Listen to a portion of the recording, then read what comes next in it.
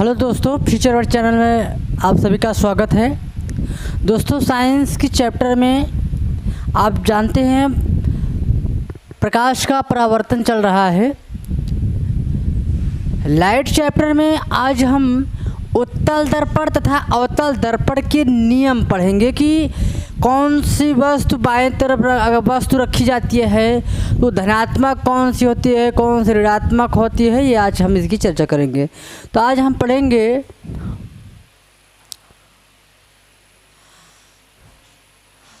अवतल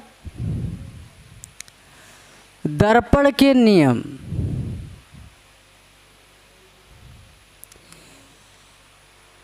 दोस्तों, ये नियम बहुत ही इम्पोर्टेंट है। यदि आप इस नियम को जान गए तो सवाल बहुत ही सरल ढंग से लगा पाएंगे।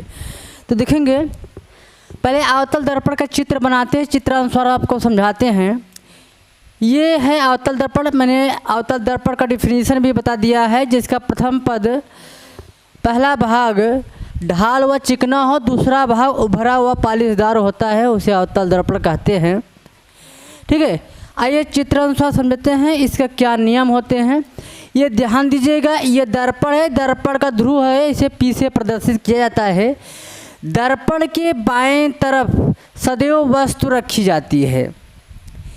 कितनी दूरी पर रखी जाती है दोस्तों? तो आप कहेंगे U दूरी पर सदैव वस्तुएं रखी जाती है। दर्पण के बाएं तरफ U दूरी पर रखी जाती है। ठीक है, यह वस्तु से पहली किरण जब जाती है दर्पण टकराने के बाद जहाँ मुख्य अक्ष, ये क्या है दोस्तों? मुख्य अक्ष है। ये क्या है? मुख्य अक्ष। ठीक है, मुख्य अक्ष को जिस बिंदु पर काटती है उसे हम क्या कहते हैं? मुख्य फोकस कहते हैं। इसे F से प्रदर्शित करते हैं।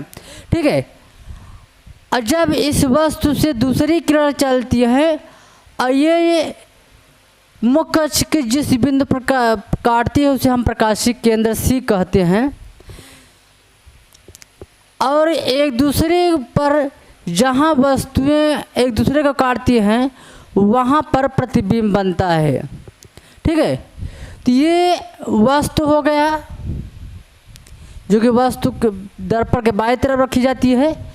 और ये क्या है दोस्तों? ये प्रतिबिंब है जो कि अवतल दर्पण में वस्तु के बाएं तरफ प्रतिबिंब भी बनती है। तो यह दर्पण के बाएं तरफ U दूरी पर कोई वस्तु रखी जाती है जिसका प्रतिबिंब V दूरी पर बनता है। दर्पण से यानी ध्रुव से V दूरी बाएं तरफ बनता है तथा इसका फोकस भी ध्रुव से बाएं तरफ बनता है F दूरी पर।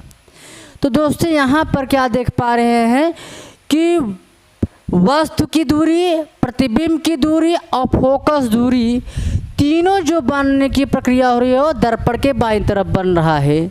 ठीक है, तो अगर दर्पण के तीनों बाईं तरफ बन रही हैं तो कंडीशन क्या होगा? वस्तु की दूरी हम U से प्रदर्शित करते हैं। यह दोस्तों सदैव ऋणात्मक होता है। दर्पण के बाएं तरफ जितनी घटनाएं होती हैं वो ऋणात्मक में कही जाती है। प्रतिबिंब की दूरी, दूसरी चीज़ें क्या होगी? प्रतिबिंब की दूरी को हम V से प्रदर्शित करते हैं। यह भी दर्पण के बाएं तरफ बन रहा है, इसलिए हम इसे भी ऋणात्मक रखेंगे। ठीक है, और तीसरी चीज़ क्या होती है? फोकस दूरी, इसे F से प्रदर्शित करते हैं।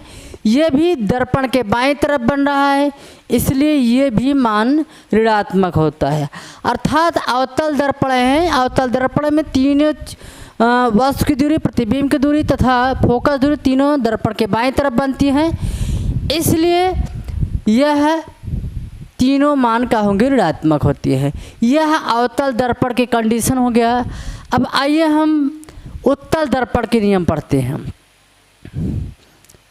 उत्तल दर्पण के नियम।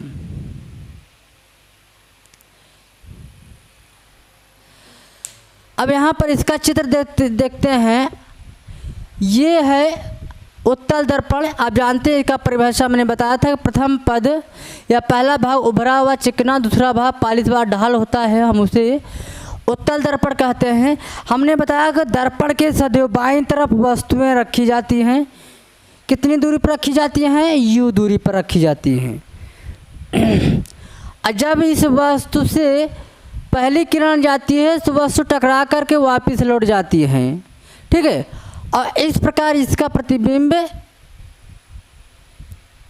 ये बन के तैयार हुआ है। दूसरी किरण जब वस्तु से जाकर टकरा के वापस लौट जाती हैं तो ये इस प्रकार जो होता है एक दूसरे को, पहले काटा फोकस होगा, दूसरा प्रकाशिकेंसी होगा, और दोनों किरणें एक दूसरे पे जहाँ पर काटती हैं हम उसे कहा जाता है प्रतिबिंब की दूरी कहा जाता है। तो u दूरी पर वस्तु रखी गई है। फोकस कितनी दूरी पर बन गया दोस्तों? तो आप कहेंगे f दूरी पर। और प्रतिबिंब कितनी दूरी पर बन गया? v दूरी पर। तो आपने उत्तल दर्पण में क्या देखा?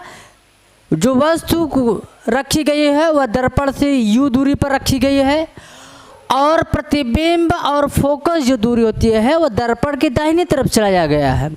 इसलिए प्रतिबिंब की दूरी तथा फोकस दूरी धनात्मक होगा, और वस्तु की दूरी दर्पण के बाईं तरफ बन रहा है, इसलिए वो क्या होगा? ऋणात्मक होगा।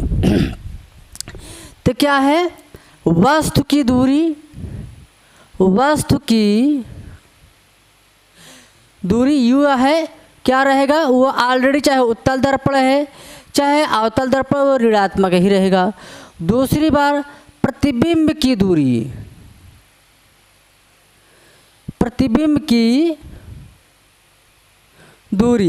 यह दर्पण के दाहिने तरफ बन रहा है, इसलिए क्या हो जाएगा? धनात्मक हो जाएगा। तीसरी बार फोकस दूरी यह f से प्रदर्शित किया जाता है। अब प्रतिबिंब की दूरी मैंने बताया कि v से प्रदर्शित करते हैं। फोकस जो होता है दर्पण के दाहिने तरफ बन रहा है, इसलिए ये क्या होगा? धनात्मक। यानी कि उत्तल दर्पण में क्या होता है? दर्पण के बाईं तरफ वस्तु रखी जाती है, इसलिए u ऋणात्मक होगा। जबकि प्रतिबिंब की दूरी तथा फोकस दूरी दर्पण के दाहिने तरफ बन रहा है, इसलिए वो क्या होगा? धनात्मक। यह बहुत ही इम्पोर्टेंट होता है। और आप जानते हैं दर्पण का सूत्र क्या होता है दोस्तों? दर्पण का सूत्र होता है 1/f बराबर 1/v प्लस 1/u, ठीक है। ये सूत्र होता है दर्पण के लिए। यह नियम याद रख